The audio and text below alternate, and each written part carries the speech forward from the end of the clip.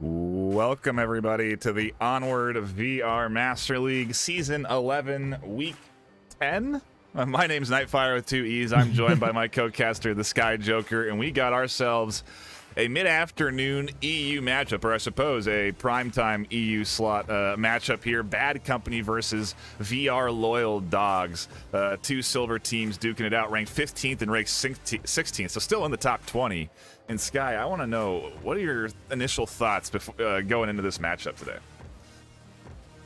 Oh, initial thoughts. Well, having seen a little bit of both of these teams play, I expect some more methodical approaches out of Bad Company and a lot of aggression out of VR Loyal Dogs. So I expect to see a good variety of style and play. Yeah. So I'm very, very interested to see these two EU teams duke it out here.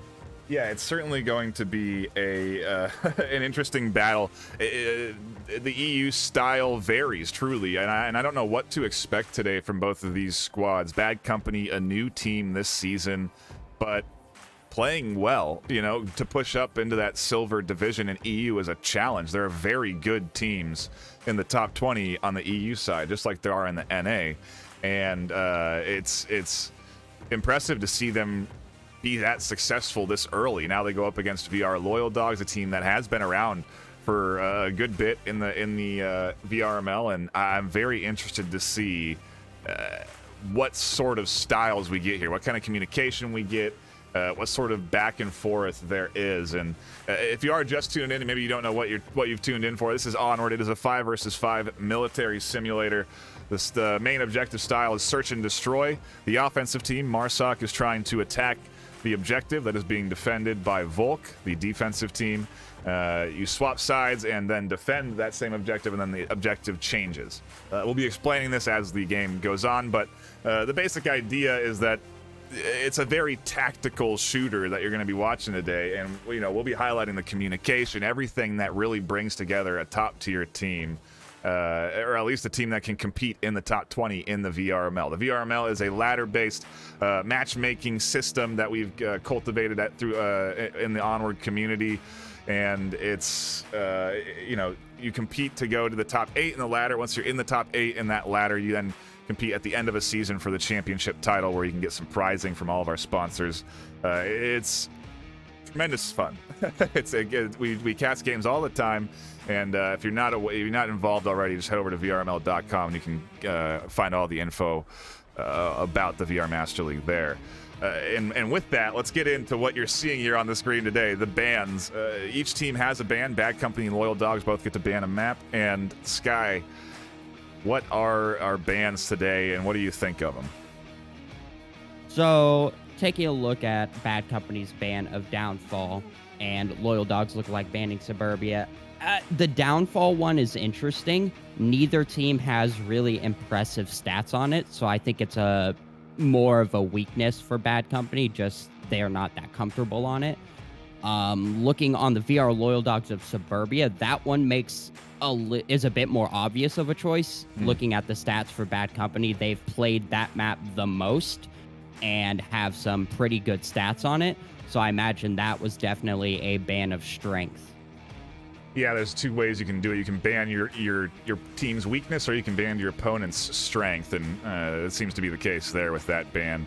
Map number 1, picked by Bad Company. Since they are home, it is going to be Quarantine, and I've really been enjoying watching Quarantine simply because there is a ton of variety. There's been, I think it's 3 or 4 new objectives added into this map, it feels like, and they add so much variation to the play styles that teams have been bringing on Quarantine. It's got range, it's got tight quarters, it's got fast spawn, it's got slow. I'm really looking forward to this matchup. Yeah, definitely. As you kind of touched up on, the variety is just insane with 12 possible objectives for one map. I mean, you could play this map 3 times in a row and get a different play every single time. Yeah, it's super fun. One of the things I like most about Quarantine is the rubble in the map and all and the ways that you can navigate through that rubble. There's so many different tiers to these broken buildings. There's so many different little corners and wall gaps to be peeking through that really, when put together with a solid team, can get you a really good kill box defense around certain objectives. It's truly one of in my opinion, one of the most well-designed competitive maps that we have. You know, probably alongside some of the custom maps, but it is so fun to watch teams play on it, just because while it does have those tight quarters components, it also has the range, and that range gives it the option for relocations, for adjustments on strategy. If you lose players, you can shift up what you're going to be doing tactically, and you know, I love to see the teams try and process how can we shift our strategy to be effective in this moment. Do we have to drop back west? Do I have to shift around to the south? Should I punch up through the middle and try and find a gap in the defensive coverage? There's so many questions that you end up asking yourself on a map like this, and at the same time, it aids itself to the coordination of it. We should see some good quality back and forth here today. We're just currently waiting for both teams to fill the lobby, and then we will be ready to go. Currently, Bad Company waiting on their 5th.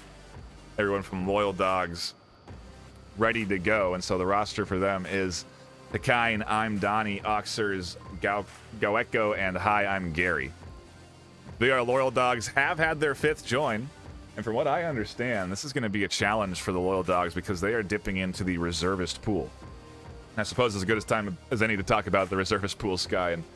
But at least what that is if a player doesn't want to be playing on a specific team but still wants to play the game competitively in the VRML, they can join a reservist pool. And when then a team needs a 4th or a 5th player, they can go to the reservist and say, hey, we are in need of another. Can you please help us fill out our roster so we can have 5 players for this match? And there's a lot of discussion that goes on around reservists. Is that good for a team?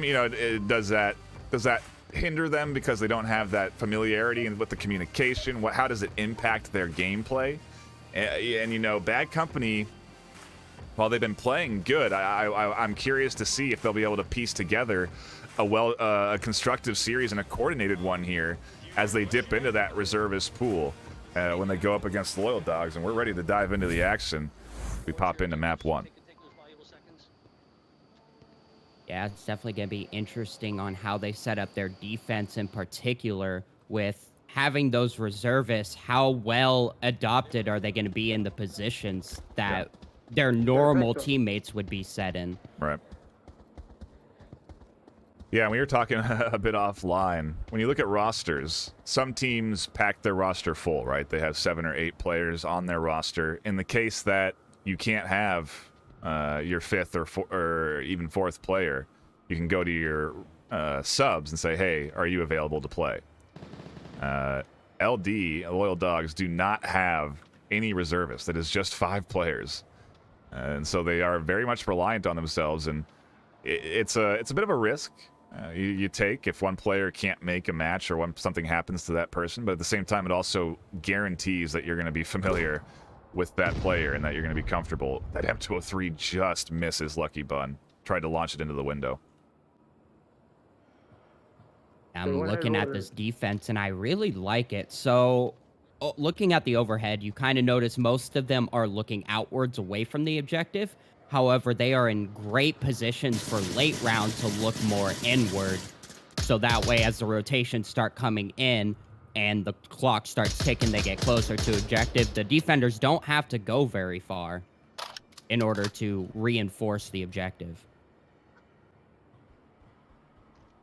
Goeko trying to take some shots there at Lucky Bun into the darkness.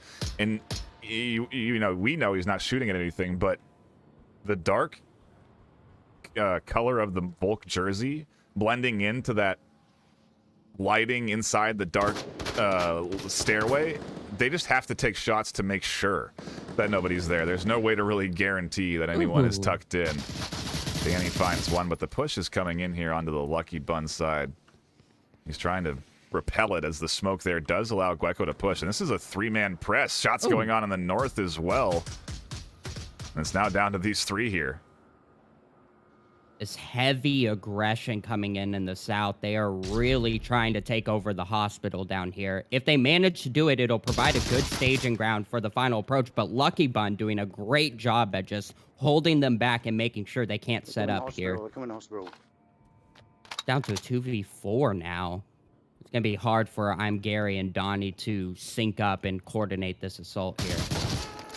Oh, the trade again denying the foothold. Going more into the defense's favor, though. Lucky Bun still resable. And now I'm Donnie left all alone. He got across, though. The Solar Bob, I think, is going to rotate around for the res. And he managed to somehow get across the street undetected. He could be a threat to Dennis, and if that's the case, the on-objective defense, it's going to force rotations from Bad Company. Dennis has it pretty locked down, but something to note, if you look on camera too, Donnie can potentially cap from the other side of that rubble if he gets right up against it and tablet out. So all it takes is for Dennis to look away, but Solar Bob might peek on Donnie's cross here. Shots come out to suppress Solar. He's not quite able to get the shot off before he has to duck behind cover.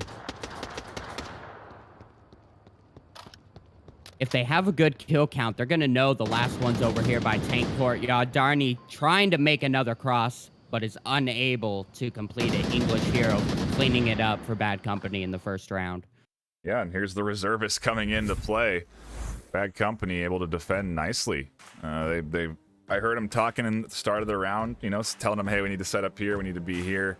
They picked Quarantine, you know, so clearly a map that at least the 3 of the team feels comfortable on. But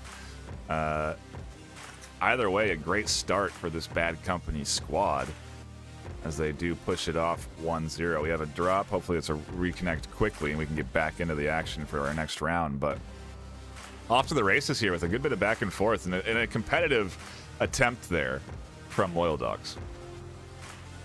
And something to note here, this was actually a Loyal Dogs map pick. Even though Bad Company was home, they actually opted to pick Volk for the first map. So they picked side instead of map. An interesting use of the kind of more under-known rules or lesser-known rules that can be done. Yeah, I mean, if you really dive into the nuance of this game, there's things that we've frankly never seen in league play happen. I mean, you can disarm the objective. If you think a team's going to cap, you can forfeit 1 point and guarantee that they don't get 2. I've never seen it done in a league match my entire time of casting. 11 seasons of Onward, I've never seen it done. And there's a lot of little things you can do like that. One of them is you can pick the side instead of map for your first map, and that's what they did there. And yeah, you're right, I completely forgot about that. And hey, it's worked out for them so far. That's a good start. They probably just want to try and trade Volk rounds because those are the easiest to play. They don't really require as much coordination. You can say you go here, here, here, here, and once you set your positions, you can depend on that player to do their job there. Yeah, the idea of Volk advantage, definitely something they're trying to play on here. And as we saw, it worked for the first round, so we'll see if it continues to do them well here as we now move on to their Marsoc round. I'm gonna belt them. Go for it. Go. And some very early shots coming out here on the South Road. A bit of a firing squad trying to get across. And Loyal Dogs coming out on top on that exchange. Gonna take down one for Bad Company. That's gonna hurt the offense a little bit. Less numbers to approach the objective with. There's literally shots out of spawn. They tried to suppress the cross. And they did manage to get one over there. I don't know who it is. Looks like it's Solar Bob and Lucky, actually.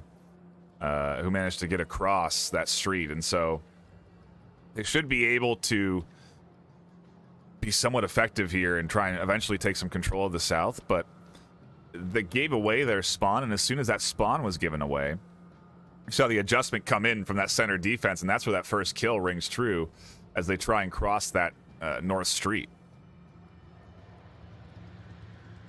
Yeah, I'm taking a look here at the setups for both the offense and the defense. I mean, the offense still have the flanks going for them. They have one in the north, one in the far south, two in the center. If they time this right, the flanks distracting most of the defense, the two move into the objective. If there's enough delay in the rotation of the defense, this could be a very effective assault. Yeah, you almost want... Oh, no, these... You almost want those a bit of corner an overpeak. positions to hold and distract the enemy while you push up through the center. And now that Danny clears out Oxers, if they had been distracted, if there had been pressure coming in from the north, you know, onto Hike and Donnie, it would really allow Danny to just push right up through the center here. Gary's done a great little bit of a rotation to cover up that gap on objective. And so even if Danny can push through this defensive setup, he's going to have some trouble. There comes the flank from Lucky Bun, and the targets don't hit. He misses. He goes up the ramp to get a little bit of a height advantage. Just barely misses those headshots as well, and he's going to drop off. I'm just taking a look here. I gotta wonder if they've identified two people in this hole or not. Because if they think they've cleared it out, as I say that, DJ giving away the fact that he's still there, taking shots off. This offense a little bit out of sync here. Solar Bob a little behind in the south. Yeah, and if Solar was applying the pressure correctly now on his end, they really would have a great pinch going on, because Lucky is set up into a decent spot. LD is about to peek down this gap, but he doesn't want to push his head over that ledge. And so Lucky's actually going to continue to go undetected here. I'm really liking how Lucky Bun is rotating out to the back here. I'm not sure if they realize they haven't been spotted, but they are definitely doing a great job at laying low until the time is right. Yeah, and I guess to my point, the center is the one that's distracting. He does try and push out. Hike and finds that kill there. But the distraction is allowing Lucky to do this sort of flank here, and he could be a serious threat in short time once he gets onto that plane and can push in towards that objective.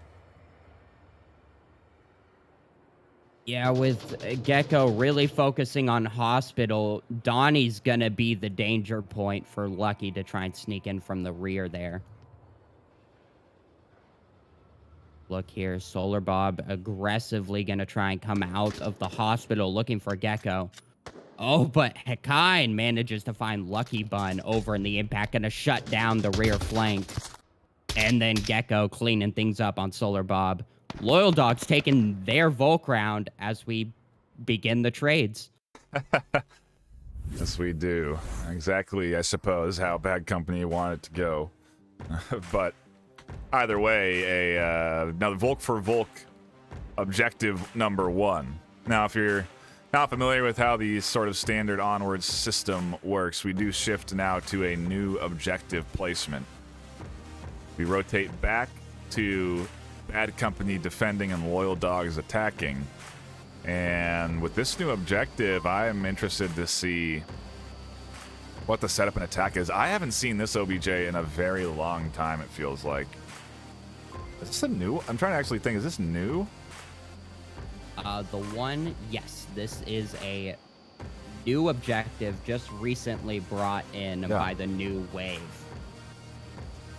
Not seen too often on cast, actually. No, I don't recognize it at all. I was thinking of a different placement, but yeah, this will be really interesting. There's tons of cap opportunity here on this objective, and I don't know. Can you cap from underneath it? No. So you can't cap from underneath, and you have to either be all the way up the stairs next to it. You cannot cap from on the stairs. You have to be all the way at the top, and then you can cap from inside on the corner. Something to note some teams do, and I believe actually James both managed to do in a scrim, is they will get inside of the center mall area and they will crawl under these windows and get to the corner of the objective and cap. Ooh. Wow. I've seen that done. The big attempt, or the most common attempt, is to heavily smoke out the Humvee on the north side and then just get up on the stairs and cap. That's a pretty common push. Okay. Curious to see. Very. Yeah, what the defensive setup then looks like, where Bad Company will prioritize their positioning. And you might be wondering what we're waiting for. There's a 1.5-minute timer between rounds. The teams have a map and they have markers, and they can draw on that map together and coordinate strategies before the round. And so I would very much guess that Bad Company is, hey, you're gonna go X, here, they're gonna go here. They're drawing out where everyone's gonna be defending before we start the round, so that they can have a pretty coordinated setup. Yeah, and I imagine Bad Company needs a little bit extra time as they have the two unfamiliars with them. They got to get them up to speed as well. And DJ taking a very uncommon position up on the catwalk. You very rarely see people go up here. Yeah, Interesting choice. Again, kind of using the color scheme of the Volk jersey and uniform to blend into that dark shadow that's provided there onto the awning, and you should be able to ID him if you're doing proper scanning, but there's a chance that you miss him because of that bit of coloring. And so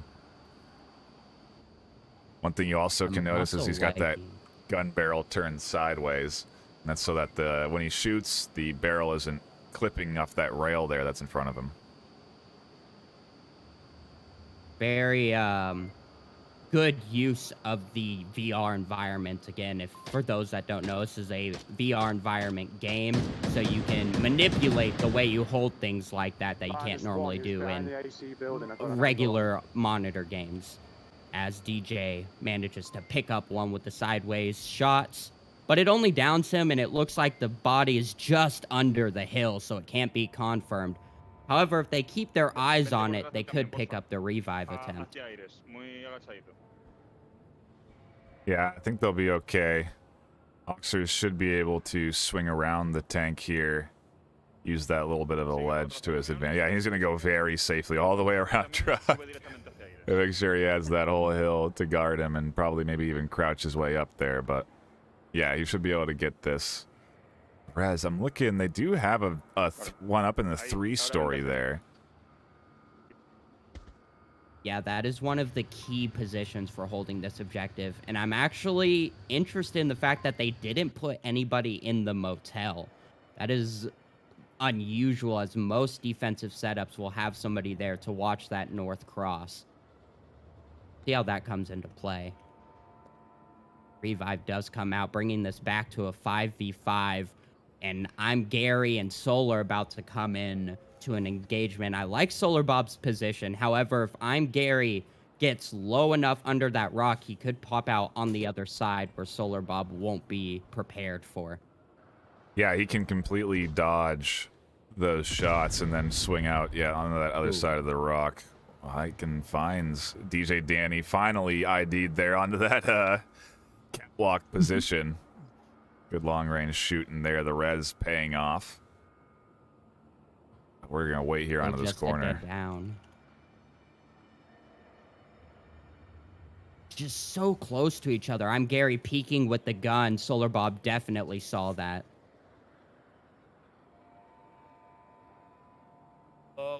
Wow. Oh my goodness. Inches.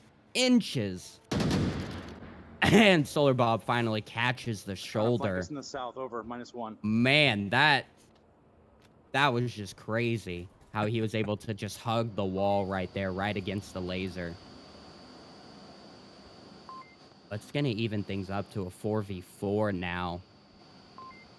And at this final defense, it's a very southward focused defense. That's going to open up the push from Donnie, Hikine, and Oxers, with Gecko picking up Dennis, the most southward position there.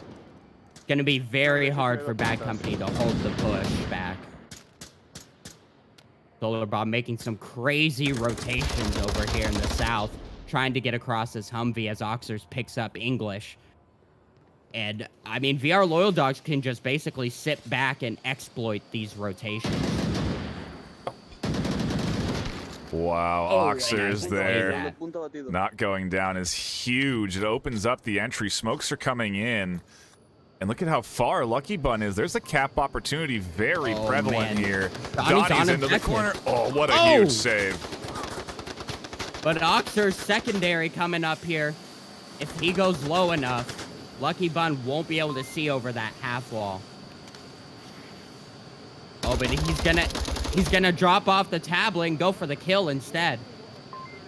Misses the shots, goes back for the tablet, gets back down. He is now on objective, tablet out, doing the yoga as he types in the code. Lucky Bun's not gonna be able to get there in time. Oxers has a whole 60 seconds to make this happen. Oh, you gotta keep running. You gotta keep going. You might Lucky get him. Oh, but the kill comes out. Oxers not quite fast enough on the fingers. No, Oh, man. But a point is a point, Oxers. Very upset. You could hear the disappointment there. But, yeah, that's rough. That's a tough pill to swallow. That's 3-1 on Bad Company's map pick right there. And almost a good hold. Almost gets rid of him.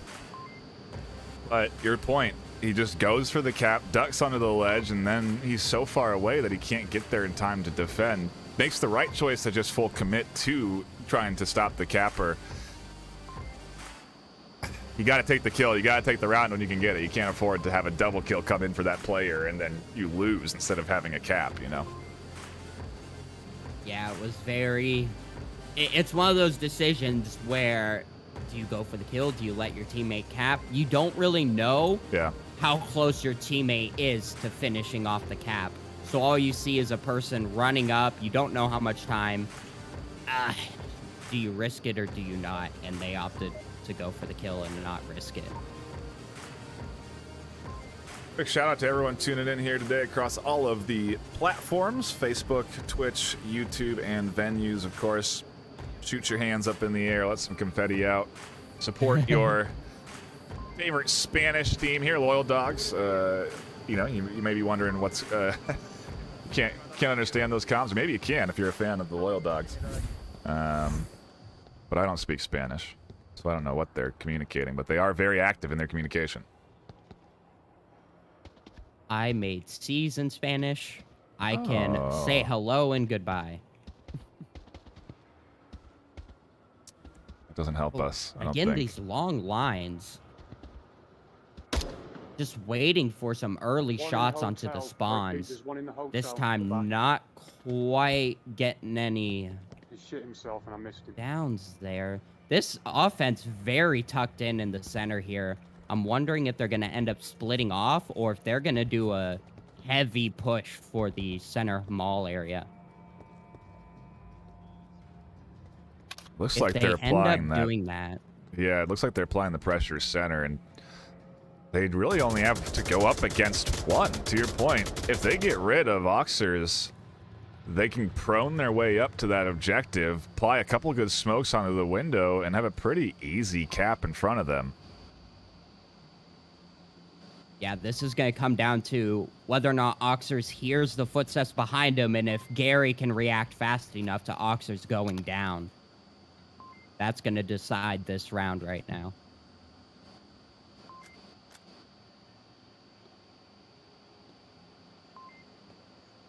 Yeah, I think Oxers heard that.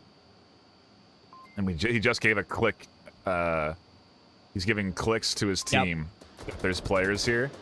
And so Gary should be aware that someone's going to be peeking through this door soon enough. Gueco was able to shut down the south swing. So we're going to keep our attention here on objective. And now that they've given away the position, Oxer's going to cut for this swing. He finds one, finds two. English has the tablet out and he doesn't take shots.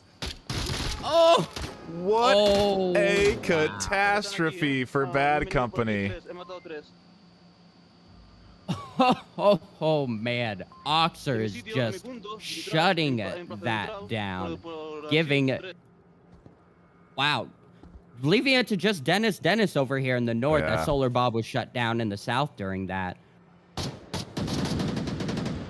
Oh, taking some shots. Retreating behind cover. Donnie getting a little aggressive on this peak. A 5v1 as the revive comes out. Everything was right. Everything was going well. And as soon as they communicate, both of those players give away their position. The one says, hey, we're going to do something. The other one goes, shh.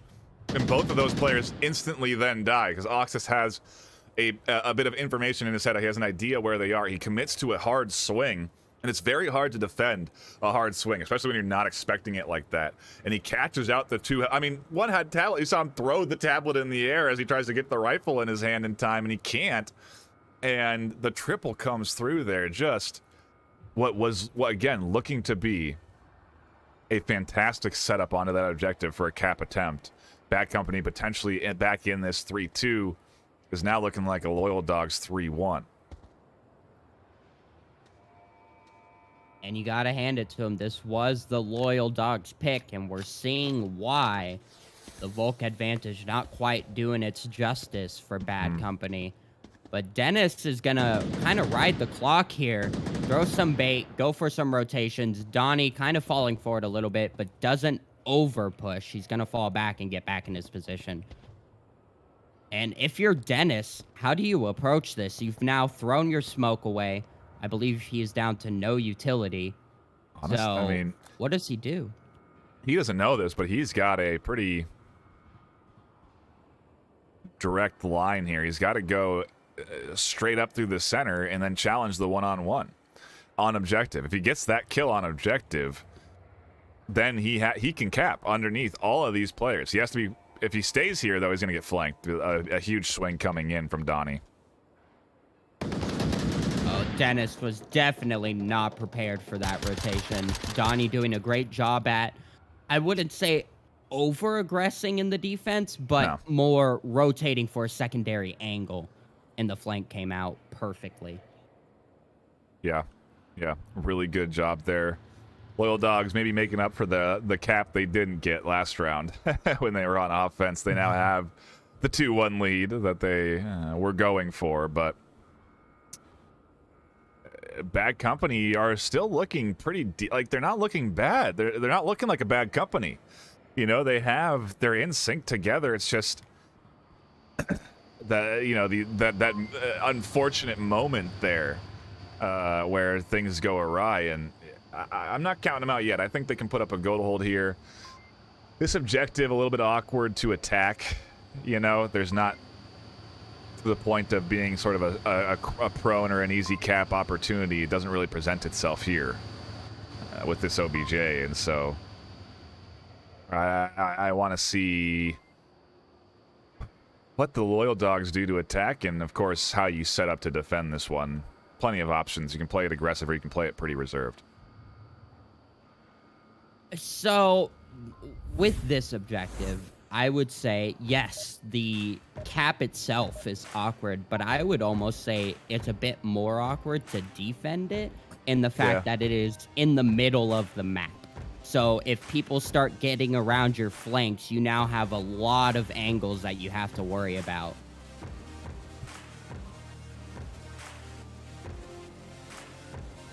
So awkward to cap on, but a bit awkward to stay alive on a defensive role. I certainly agree with you there. It goes both ways. And we'll see, again, what the defensive setup looks like. I think a great way to really be effective is to play this one pretty aggressive and get control of the South 2 story, because from there, you really do have good command of that objective courtyard, and you can shut down anybody that's trying to cap. I think DJ English is investing. Made his way up here in the north. And he's about to be contested by 3 members of VR Loyal Dogs. Oh, but he gets spot out a little faster than he would have hoped and gets shut down there. that north push now pretty wide open. Lucky Bun, as I kind of touched on, now has to worry about front and back. 2 different directions that they're going to have to defend themselves on.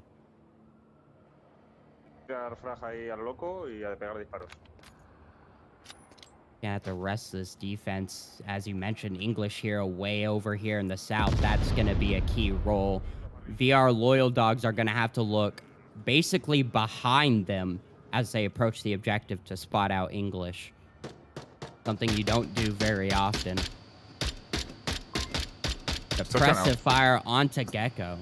We're kind of waiting for him to push up and take control of that 2-story. If he does, it's going to be a very effective position for them. And with Bad Company being down 1, they need all the coverage they can get. They have invested, of course, Solar Bob into the courtyard defense as well. He's tucked into the corner, but that position only lasts so long. Once they have control of North Roof and eventually swing here, they can have an angle down onto Solar Bob. Solar Bob's in a very precarious situation. It's going to be very dangerous as Tekai moves for the angle, and as you said, catches him out and shuts him down. The shot's ringing out. Oxer's coming in from the far north, going to end up flanking behind Dennis. That's going to be a dangerous move. Smokes directly on objective with the grenade. And I'm Gary shutting down the only defender on objective. English Hero going to have to hold down this cross now. Oxers is coming in from the back. Yep, there's Oxers with the rear flank. Could put Tablet out of the window and cap on this objective while the defense is distracted. Oxers able to get rid of Dennis. Tried to make out that call out. Yeah, the smoke's there to completely blind Lucky as well, so Lucky can't see Oxers here. He does ID him, but only after English Hero is taken out. And yeah, this is Loyal Dogs into a 1v1 now. The bodies everywhere. English Hero doing everything he could to stop those crosses, along with Lucky Bun over there with the crossing angle. And if Oxers, he did a heavy push out to take down English, but if he had immediately gotten behind cover, that could have been a potential cap, but Lucky Bun managed to sort that out in due time. And here comes the pressure being reapplied on the objective. Lucky Bun shutting down Gecko, but the revive onto Donnie came out. And he might go for Gary. No, he's going to rotate again to the rear of the objective. You know, one thing that we've seen more of in this season is the silencer. And I think it does way more than people give it credit for. Donnie doesn't know where these shots are coming from. He just can't get an audio read of exactly where Lucky is taking these shots. And so he opts to not challenge because he just doesn't know where Lucky is. And he's going to go for the cap. And I don't think you can cap from inside. You have to be out at that objective. That's why I said it's not really a one where you can tuck in. And wow, Donnie does manage to make it to the cross of the tank. He IVs Lucky in the corner, and Loyal Dogs lock in map number 1 4-1. A good bit of back and forth there, though. Yeah, I'm pretty sure, obviously it's hard to tell with the lack of bilingualness, but I'm pretty sure Gary was giving out relative call-outs as to where Lucky Bun was. So I think Donnie had a bit of an idea, just not exact knowledge until he went out for that extension to the tank and peeked him out. Right. Okay. But yeah, I don't know. I don't know what they're saying in the comms. I know chat could tell me. I think we have a couple of Spanish-speaking fans from the Loyal Dogs here hanging out. And either way, it's a great start for the Loyal Dogs team. Now they go into their map pick for map number 2, and I wonder where we head, because the custom maps certainly is still there in effect. Shipyard and Sand are options on the table. And I wouldn't be surprised to see a custom map here for the second pick, but I don't really know what Loyal Dogs prefer here. Maybe they'll go to something like a Subway, Suburbia, or Cargo. Those are also still on the table, but we're guaranteed some close quarters action. And I guess Suburbia is actually banned, so Subway and Cargo is still there. Sand, Shipyard, still there. Interested to see what we get for map number 2. Seems like we're having some lobby reconnects, hopefully, and we'll see what the decision is from Loyal Dogs, but still teams just taking their time figuring out where they want to go. A lot of strategy goes into this. You know, we have the ability to look at the website right away and sort of dissect the percentages of everything, and I think most of these teams do their homework before series to know, okay, this team's effective here, not effective here, we're going to be picking this map, not picking this map. There's a tactical decision-making process that goes into deciding your bans and picking your maps, and so that very well could be the decision-making process that's going on now. Maybe we'll get brought into a new lobby as well, as I am seeing several reconnects. So that's an indicator to me that it's Sand or Shipyard. Because normally you only have to remake a lobby to get to the custom maps.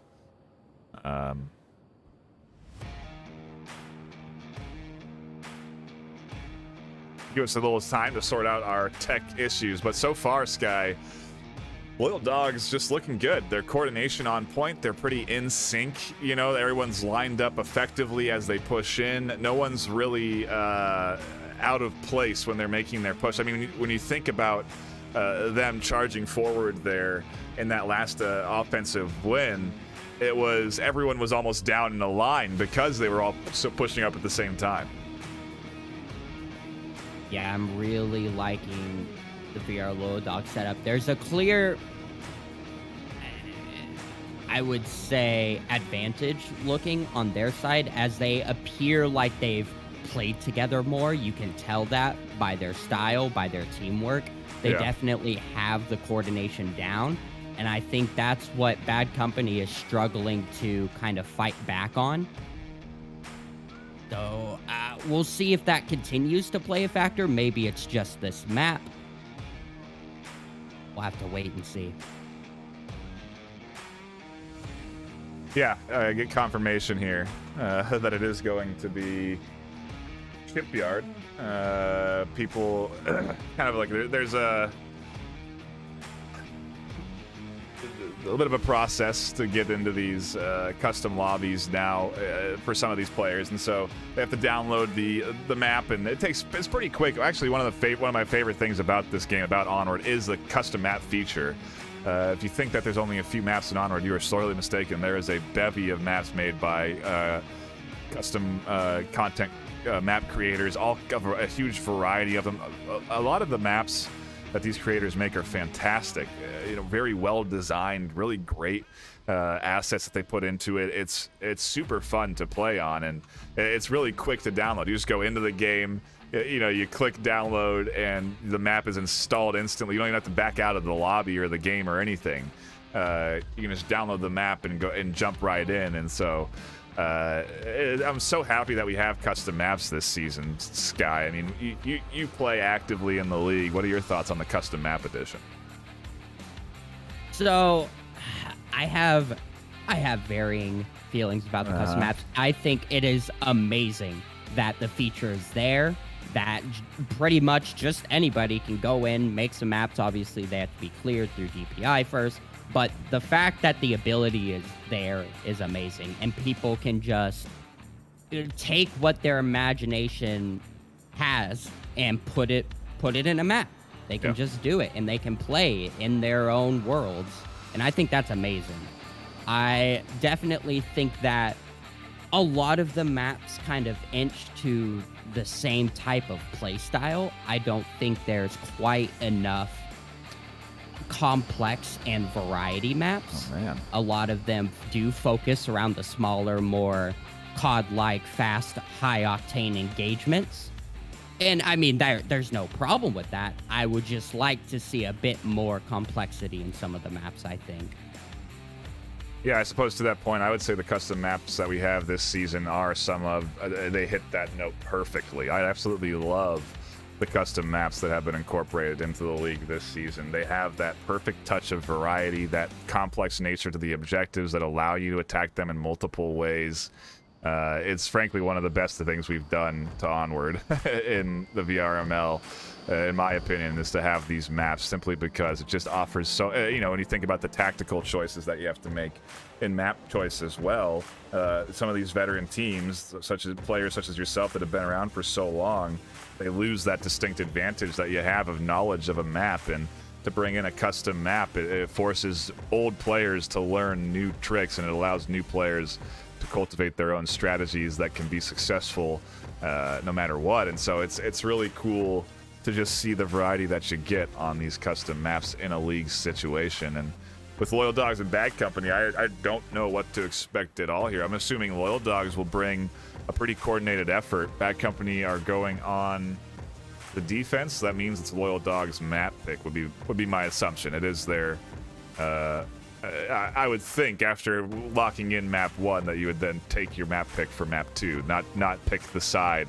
like Bad Company did. And so pretty sure that's the case here, and this is their map choice, so someplace that they're comfortable playing on for sure. And you gotta wonder how much homework they've done, how much they've practiced the map. I'm excited to see what these teams are going to bring to the table here for our second map of the day.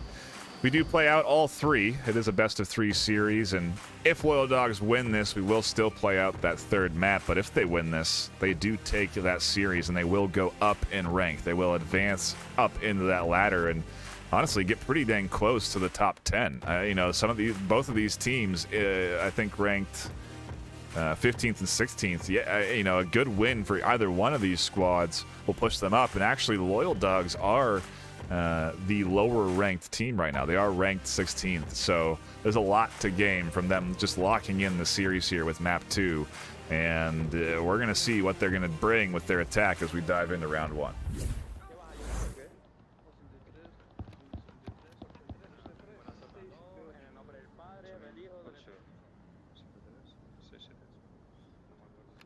Taking a look at the stats here, I notice VR Loyal Dogs are about 50-50 on this map, and Bad Company have no stats on this map. So we might see a bit of a experience advantage once again here for VR Loyal Dogs. Oh, some shots. Early aggression. DJ Danny quickly taking over the center rooftop control. Donnie's not ready for this as he gets another. Gecko gonna need to shut him down pretty quickly before he moves anywhere else. Yeah, that is a super aggressive push out. We've seen some similar styles of aggressive push outs where you get a position up against the wall or tuck yourself into a corner, but Danny just went for the full commit, dived up the stairs there, got control of the 2-story, and he's taken out 3 as Loyal Dogs now into a tough spot in a 5v2. That early aggression paying off wonders, bringing this to a 2v5. Oxers and Hikain. No chance for a pinch right now as they have to come in from the same angle, but the duo managed to pick up Dennis, but then get caught out by DJ. DJ looking for an ace here. And he finds it. Wow. DJ Danny, the ace on round number 1 of Shipyard for their map number 2. That is gonna feel great after they just gave three unanswered points. Yeah, finally getting back on the board and doing just a fantastic job to surprise the pants off of VR Loyal Dogs. I mean, not ready at the slightest from anybody's position there for that second story push, and the full 5 kills coming in for a DJ at the end of the round. Just a great way for him to wrap that up. And I mean, he ran out of ammo in his clip. He had to reload there to go back for that 5th kill, but able to tuck himself in, get the reload, and then push back out for the 5. Just a great job to get, to your point, Bad Company's momentum back into things here. They need this desperately. They are looking rough right now with Loyal Dogs doing so well on in their effort to pick side, you know, and gain some kind of advantage. It really backfired, and so they kind of find themselves again into a similar situation where they do take that first round. It's just a matter of, can they consistently take rounds from Loyal Dogs, or will Loyal Dogs maybe shake that one off as a fluke and try something fresh here? Yeah, that's something that doesn't get talked about too often is the psychology of the teams. You know, Bad Company definitely felt the pressure after losing map 1, and now with the ace gonna really help the morale. They're gonna be feeling good, they're gonna be feeling happy. And how does that impact VR Loyal Dogs getting shut down by 34. one Underground's over player here. on a Underground's map over they here. chose? 84, 34. I'm pushing now. Pushing now. 84 with you. I'm going left. Pretty good comms coming in from Bad Company, you know, despite them having some reservists on their team. Everyone seems to be pretty locked in and committed, and you know, that is the beauty. These reservists in the pool, they want to play competitively, and so they know communication's key. They know made up positions. You can rely on reservists in a lot of ways to play effectively for you. It's just some of these teams have played together for so long that it just gives them a distinct advantage in a lot of situations. But little advantage coming to Loyal Dogs with the early kill from Mox. The offense now down a player. The defense kind of readjusting a little bit based on the information they just gained. And a heavy focus on this cross here. You see about 3 or 4 different lasers all intersecting each other at random points, just waiting for somebody to try and come out into this courtyard. Yeah, it's pretty, I would say, meta defensive setup there to have the triangle kill set up inside that courtyard area. Dennis is on the hunt for any kind of angle he can find here, but everyone's pretty tucked in. If Ox does peek, could be bad news, but I don't think he's going to. And if anything, all Dennis has to do is this for about another minute while we draw our attention back to the basement push that's coming through right now from Solar and DJ. I was actually just checking out the defense. It's why the suppressive fire is coming, because it's drawing audio attention away from the footsteps underneath this defense right now.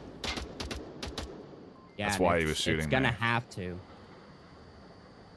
And I'm looking at this defense, and there is, as you mentioned, a focus on this lower end push in the tunnels, but there are 2 defenders just waiting for a push like that. That suppressive fire is gonna have to distract both of them. And as I say that, Donnie is actually pushing away from that to reinforce the frontward position, leaving just Gecko here. Oh, nope, Donnie's gonna rotate back. He's gonna have to stay there and just wait for Solar Bob and DJ to make this push if he hopes to stop it. I wonder if there's any C4 placement anywhere here, too. Typically, we've seen C4 put in that basement area to be detonated later, but Donnie's positions, this is a big investment, to your point, in defending this tunnel exit. And since they haven't seen any real push or smoke up through the center, I think it's actually pretty safe to assume that the tunnel's going to come through. Oh no, Donnie leaving the position at possibly just the wrong time. And Gecko still heavily distracted on the rooftops. They're trading ammo. And now Donnie's going to try and relocate as they take up position. Oh, Gecko now well aware of this. Going to have to look down on this doorway. Like he's going to readjust for a better angle on it. But he's making quite a bit of noise up there. DJ and Solar just waiting for somebody to push out to try and challenge them again. 2.5 minutes. They have the time to wait. They might actually be waiting for Dennis to regroup with Lucky, and then they can get a solid 2-2 pinch coming in from both sides. If they had Dennis on a roof, I feel like that would really be the key element here, because they could suppress then Gecko and allow this swing to come through, allow Danny and Solar to push out without really having to worry about this position that Gecko is in, because right now they can't do much. Can't commit to anything too crazily. They have to stay close to this wall because Gecko can't peek that ledge without himself being exposed. I really like how DJ and Solar are doing this, though. Only DJ has actually left the door, so if anything happens, only DJ should go down and Solar Bob can poke out and refrag. But Hikain Ooh, this is going to be an interesting rotation here. Might catch the back of them if he swings out far enough. Oh, I didn't even know he was way back there. Yeah, he just rotated, but Solar Bob and DJ making their move. They are well exposed to Hikain's position that he's about to pull out here. And he's going to catch the back of them. Catches one, catches two, completely shutting down the rear push. But Lucky and Dennis now challenging on objective inside the warehouse. The three-man distracted in the back there. Shots near objective going to give away their push. But Lucky is tablet out on objective. The trade comes out, but Lucky's typing in the code. They need to be reacting to this. The crash coming out. Will he get it in? Will he get it in? But No. Gary misses the shots, but connects just in time. Lucky, not quite fast enough on the tablet. VR Loyal Dogs secure that defense point. That was a really well done play from Bad Company. Perfectly executed on silent pushing all the way up through the basement, keeping the suppressor fire to draw the audio. Once they got there, they still played it slow. They got a kill, which then forced a lot of attention to get redirected to that tunnel. And while that attention was redirected, the other two pinch in, and then suddenly it's a retake scenario for Loyal Dogs. They have to all crash in and try and retake objective. And fortunate enough that that code doesn't get punched in, but there was plenty of time for that code to get entered. And for those that are maybe confused as to what we're looking at there, when the tablet is out, the player is entering in a 7-digit code, a code that they have had to memorize. They don't see it on their tablet. All they see is a number pad that they have to enter in that 7-digit code to. And so they have to memorize it and then enter in that code. And some players struggle with this as a skill set. Some teams practice it actively and can cap in 3 seconds. That, for example, would have been a cap very quickly in a lot of, in some team scenarios. Other teams have specific players that struggle at capping fast, so much so that it's become meme-worthy, and very obviously a tough go there, as the cap you had time to enter it in, but just couldn't punch in that code in time. The poor old mono caps. Hate to see them. You hate to see them. But we love to make fun of people for it. Yeah, well, especially since he's a fellow caster, we can really rib him good, so. Make sure to lay into Fellow him caster and fellow teammate in my case. Uh-huh. No, I was just gonna protect the OG. Yes, indeed. One of the great things about the VRML is the active community involvement in it. Players that play are also moderators. They participate in casting. They do highlight reels. They help with all sorts of different things in the league. It's community driven and community run, which is one of the great things about the VRML, and continues to grow every day. And if we do get back into the action, Oxers goes down, and as does Gueco. Bad Company off to another tough start here. Yeah, this objective, a very tough one to defend. It is just a clutter and a mess around it. Once the offense gets danger close, it is very hard to clear them out and to check every corner. And the offense is very quickly encircling the objective. We're only 60 seconds in, and they are on the flanks. Copy that. Well, you get two. They're feeling confident, and they're acting off of it pretty dang well. Solar's made the call out to stay tucked in, and he can do that very well up on that rooftop position. Really easy to stay unkillable there as long as you're crouched down. If he continues to stand and rotate around, though, Gary may find an angle. The danger here is going to be Hikain. If he manages to come around this corner now that Lucky Bun has gotten off their position, he could slip around and get right under DJ for the cap. Hikain's going to be the one they're going to have to shut down. Donnie shuts down the Overwatch position now to a 2v5. Hikain manages to sneak his way in, and he is danger close here. And he finds DJ. Lucky once again way off of objective. The last one alive. The cap now trying to come out once again. Nope. But the kill once again comes out. The cap not quite fast enough, and VR Loyal Dogs take another point. Gonna give them the advantage again on their map pick. I mean, you know, it is hard to do. But in that case, that team knew their kill count. You know, they had an accurate idea of who was left alive. That's the moment where you don't take those shots. You know, you have map 1 locked in. You don't need this round right now. You can afford to get a little risky and go for an extra point and have it a 3-1 lead.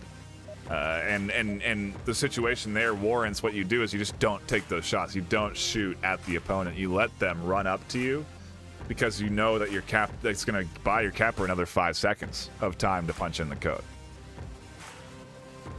That was basically a situation of I have 1 capper and 4 flak grabbers, you know? Just 4 people to run meat out shields. and die and distract. Yeah, meat shields, exactly. But they opted for the singular point, and now hopping into round number 4, they're going to feel a little bit safer. Now being up 1, but they now have to defend this crazy objective. Again, cluttered everywhere. Gonna be a tough one. Bad Company pulls out a cap here. That's gonna give them back to the advantage. And then they just have to win a Volk defense round after that. Smoke coming in. Gonna be a lot of audio coverage. DJ just running straight into the objective here. Checking the code. There's nobody. None of the defenders are looking down at this right now. This could be a cap right here. DJ manages to cap on it before the rotations come out. He is checking the code. He is typing it in now. Hikain gonna come around the corner. What? But he doesn't look the right way. He ran through him. But the cap it didn't come out. He No, wasn't it quite didn't. fast enough. Oh, that was so close. Hikain looked the wrong way, but then was able to 180 and managed to find it. Oh, man, that was so close. The trade coming out, now down to a 1v1 as Dennis takes down the Overwatch position.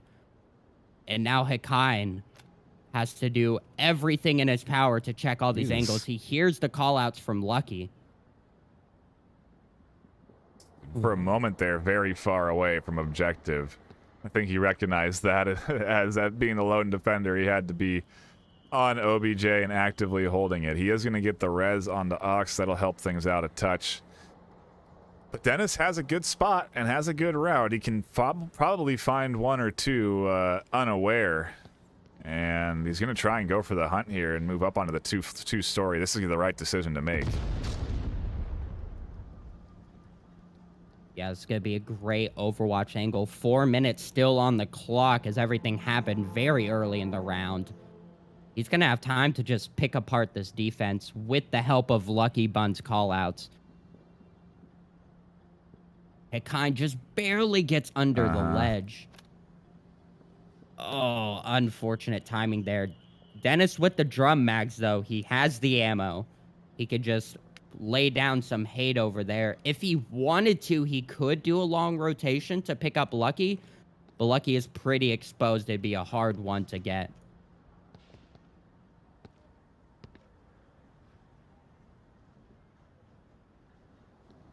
Listening to Lucky Bun's callouts a little bit, guiding Dennis to the objective here with a bit of information that he has on where the remaining defense is. Oh yeah, Dennis knows that Hikain is there in the back corner, and Hikain is rotating around actually. Dennis should be prepared for this. I think Dennis is going to go and try and get some resources, potentially? No, I thought he was going to go there to the dead bodies, get some utility, but going to continue the push here onto the ramp. 2:30 on the clock. Lots of time to work with. Yeah, there is a smoke and a frag down there, which could have been useful, but just going to opt for the straight in. No? Got a flash. It's his own utility. A smoke actually tossed there. And that was the right. I was gonna say I think the smoke and frag would actually be exactly what he needs. Frags Ox, smokes out high, Hikain, and pushes in. Smokes out Hakai, but doesn't frag Ox yet. Gonna have to get that kill if he wants to get control of objective. Oxers, I think, has kind of picked up on the fact that that was a bait smoke. And is heavily focusing on the other ramp. Needs to be watching the side as he makes this approach. He does spot him out, doesn't quite connect with the shots, but a great suppression for the rotation. But now they know exactly where the last attacker's at if they have an accurate kill count.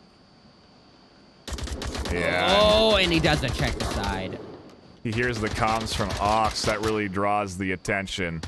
Trying to go for the full swing, and he forgets that Hakai was in the back corner there per the call out, and Hakai coming through with the kill. Loyal Dogs up 3-1, and this is exactly what happened in map 1. It was looking good for Bad Company. They had some good attempts. They got the early lead as well, but then they just couldn't string things together, and Loyal Dogs now just a round away from taking this series and going up in rank, probably pushing Bad Company down a few bits as well, and they're maybe just even swapping ranks right now because Loyal Dogs is the lower ranked team in that ladder, so this will be a big win for them.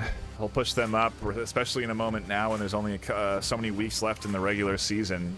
Every win matters to get up into that top 8, so I'm sure Loyal Dogs are on the pursuit, and this win will certainly help that. If they can lock in 4-1 here, that'll be a great bit of points onto their side. They'll play the third map out, and if they can take map 3, that'll be huge. But again, Bad Company have been so close today. You know, Sky, I mean, these caps, they've had 10 seconds, 15 seconds to cap several times. Yeah, I definitely see a future of cap practice coming out here.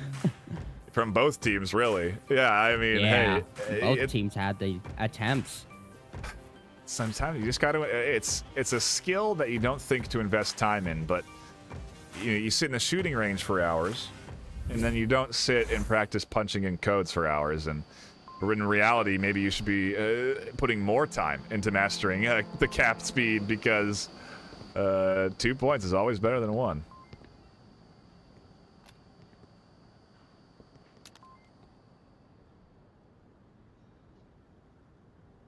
Looks like we're going to see, again, some very early aggression as these teams take some lines down range right off the bat. We got Haim, Gary looking for anybody to poke out a little too heavily. Gecko checking the rooftop. But the defense here, I think they're fueling the pressure, and they've opted to stay very tucked in. A bit meta on the defensive positions here, though. A nice position from English and DJ. Watching these crosses, watching each other's backs. And it's essentially a kill box with the couple looking out. It is a good setup. Solar Bob there on the basement floor, though. It is a position that does get checked and can be checked from the 2- and 3-story building. And so if Wecko invests to going up those stairs, he could potentially take some shots down here into this position. It's a spot that teams have been checking more of as well, simply because it's so powerful. Yeah, I think Solar Bob is a little too exposed. He's focused on the downstairs through the garage, but if anybody peeks up over that AC unit, it comes down to the fact that they could peek out in any spot. However, there's only one spot for Solar Bob to be. So that is a huge advantage for the offense. Because they only have to look at one spot. Solar Bob has to look at a wide area.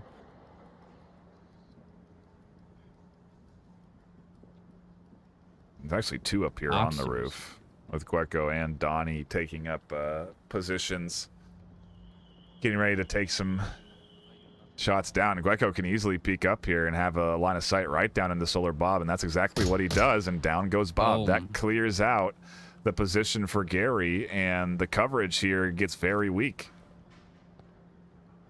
That is actually really good teamwork. You saw Gecko clear out that position, and Gary just waited for that to be cleared out before he made his approach. Now that he knows that angle is clear, he moves up.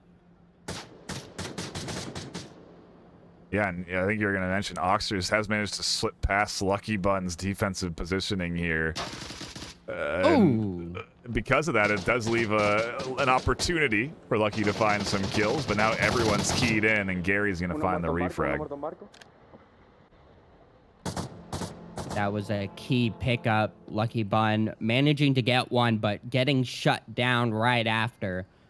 That's really important for ensuring that Loyal Dogs kind of have a bisecting line on the map where they can stage up and prepare their next stage on the assault. You know, here's where I embarrass myself in my E representation and knowledge. The umlauts are over the A's, so is it like Gary? Or like, you know, it's not A. I don't think you pronounce it A. Gary. We're gonna need some I'll need some phonetical correction from the EU crowd there, from the from the Loyal Dogs fans. They can tell me.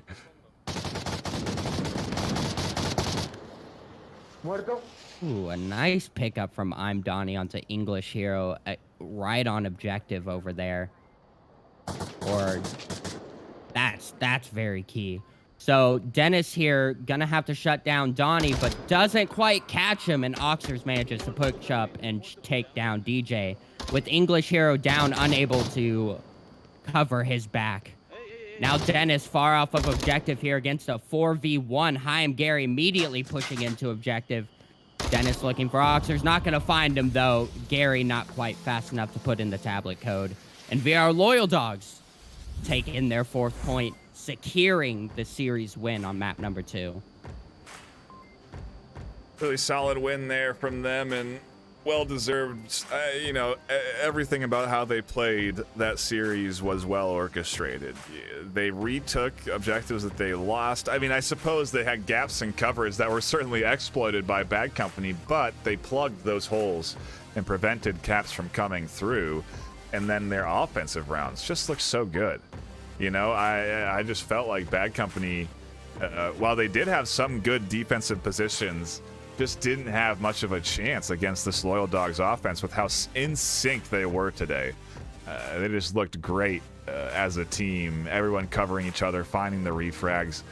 You could hear the comms active and coordinated, and I don't know what they were saying, but I know it was you could, with the intensity and the focus that they're giving in their voice, they're locked in and very much putting in a focused effort to get that sort of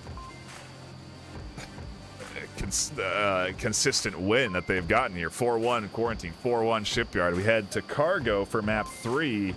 And I feel like this actually plays to Bad Company's favor. It is maybe their map pick as well. And I say that simply because Cargo is a little bit chaotic. Cargo is truly a challenge to stay synced as a team on. And I feel like with Bad Company using reservists, it's an opportunity for them to really just kind of go free and try and get some wins here and maybe a map. Yeah, looking at the stats here, Bad Company has played it twice and won twice, so 100% win rate. But VR Loyal Dogs, again, have played this map more. So we'll see how that comes into play. Bad Company just full-on aggressing here. DJ picking up one, picking up another. Just tearing down the defense with all of the utility coming out, and they've already taken over the center. But Donnie shuts that down, downing one, taking down two. Solar Bob with the great refrag. Wow, so much happening in 30 seconds time span. But the pace has slowed down here. Hikine pushing out, finding one, and the trade comes out for another. DJ Danny looking for Oxers, the last one on objective, now into the 1v1. Absolute chaos, exactly as you would expect from this Bad Company team. This is precisely why I think they chose this map, so they could just send it and go for these rounds, and it nearly works there. They had an advantage for a bit, but Loyal Dogs clawed it back with a couple of key kills, and now Ox is in a 1v1. That's just so much happening. I think this is and the trade going towards Bad Company side. Once again, Bad Company takes the first point of the map. You know, the pattern continues. At this point, maybe it's a bad thing that they've taken the first point and then they have, because it's potentially going to mean 4 points getting locked in for Loyal Dogs here, but yeah, they have another lead in this series, and maybe they can put on a couple of rounds to it here. They can play these defensive rounds aggressively as well, albeit they definitely don't need to with this objective.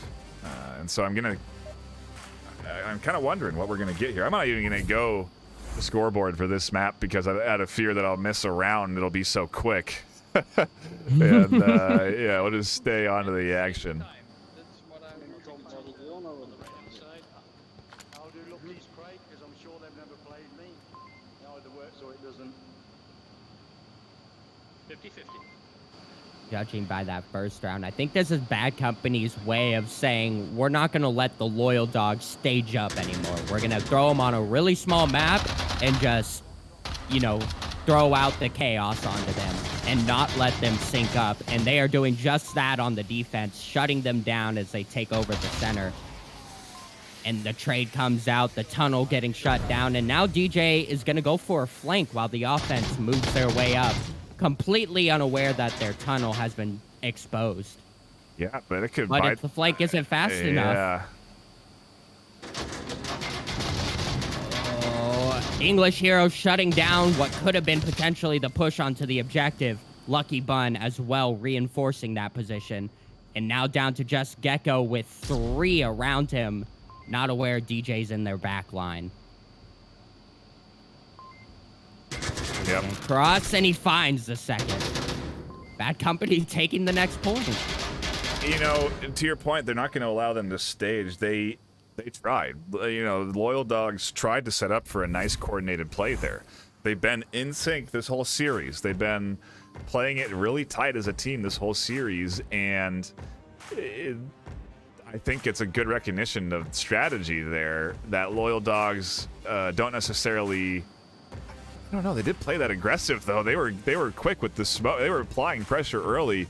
It was just a good counter to that play. They went through the smokes and attacked them before the smokes were effective. So just a good job from Bad Company to push that one out. And now they've got themselves in a comfortable position where they're up 2-0. And they could potentially win the series, or win the map here if they could get a cap, but I doubt they get a cap with this objective.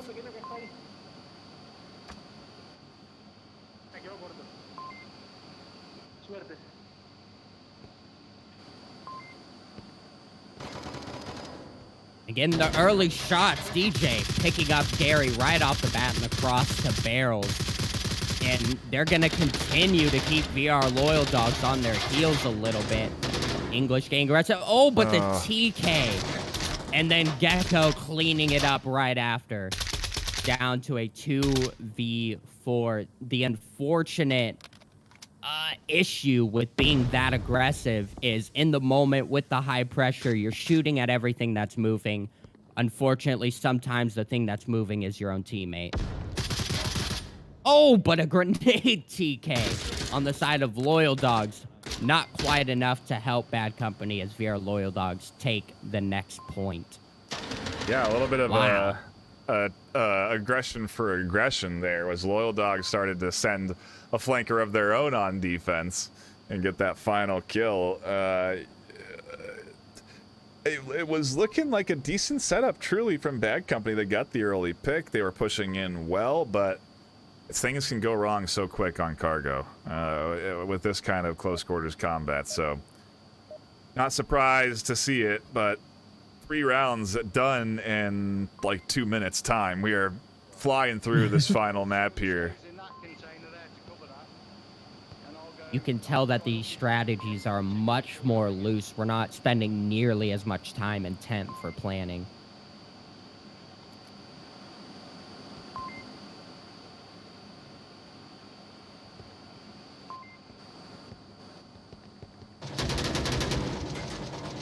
In the early pre-fire suppression, but this time the other team was ready for it.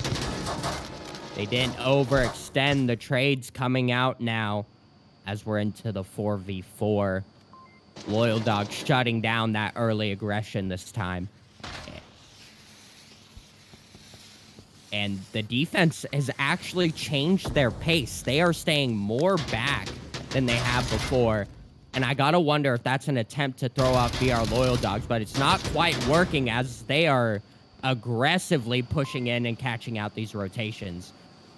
Down to a 1.5v3 as the Gary finding a pushed out English hero. VR Loyal Dogs take it back and equalize things to a 2-2.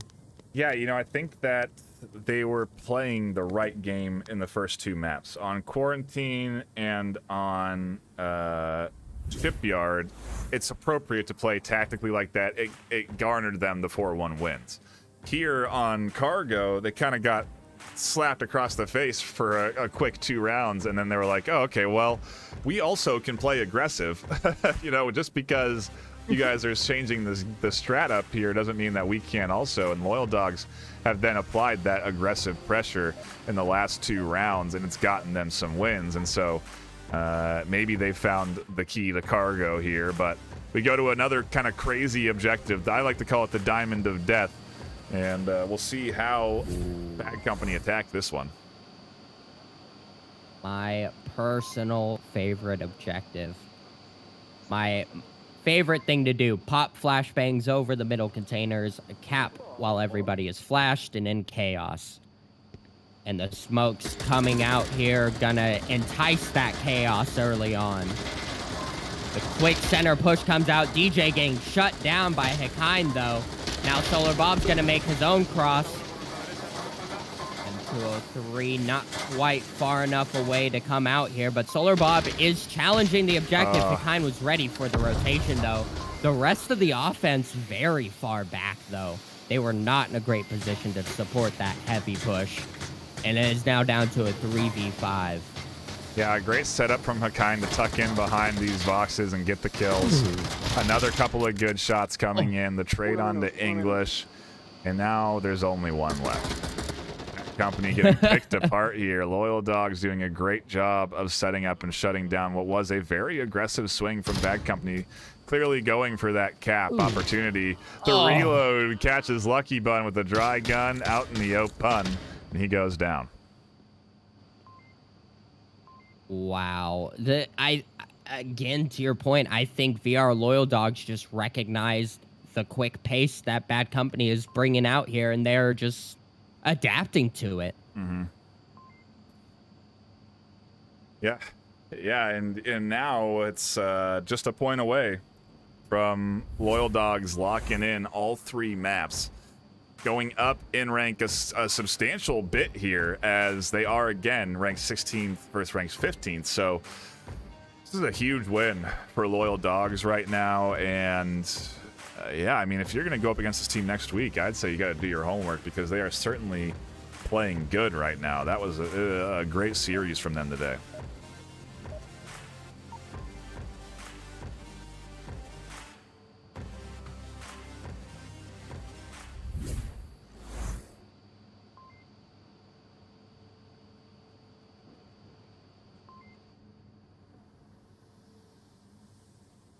Final round. Well, it could be the final round if Loyal Dogs secure it here. Bad Company certainly do want to take a map. To my point, they do not want to let this go unpunished. They do not want to let this whole series get taken from them with 3 maps gone. And man, Loyal Dogs are really applying some aggression here. A lot of suppressing fire, actually catching one out through the center divide there. And Solar Bob's trying to counter the suppressive fire of his own, and Ox just runs around it. Oh no! What? What? What is happening in here? I think they're blind. I think they're blind by the smoke on top of the container. And VR Loyal Dogs, gosh, with the crazy chaotic assault, come out on top for map number 3. That's one way to end it, I suppose. A crazy finale there to the series. An absolute stellar performance from Loyal Dogs here today. Certainly deserving their victory, and a good match to tune into. Really getting to see a team put on a good show of teamwork and coordination, and what that gets you in a series like this. Very happy to tune into it today, and happy that we had everyone dropping by on YouTube, Facebook, Twitch, and venues. We really do appreciate everybody tuning in. Be sure to go follow our Twitch channels, our YouTube channels. Be sure to follow us on social media at VR Master League on Twitter, and get engaged. That's what we're looking for the most. Shout out your favorite teams. There's a lot of teams that have taken up to doing social media and promoting their matchups when they go live. And so if you have a favorite team, look for them on social media. Try and follow that team. You can follow me as well on Twitter at thenightfire.com, thenightfire with 2 E's, not .com. Where I sort of just retweet a bunch of stuff about VR esports and VRML and whatever we're doing, whatever I'm doing on the VRML scene. Sky, do you have a Twitter? I do, actually. Same. Just the Sky Joker. Twitter, Twitch, all the same. Very good, very good. And also, a quick shout out to all of our sponsors that come together to sponsor the VRML. If you don't know who they are, we've got a lot of them. They going down the list, we got VR Cover. They provide great face covers to all sorts of headsets that greatly enhance the comfort of your VR device. I highly recommend you invest in a VR cover.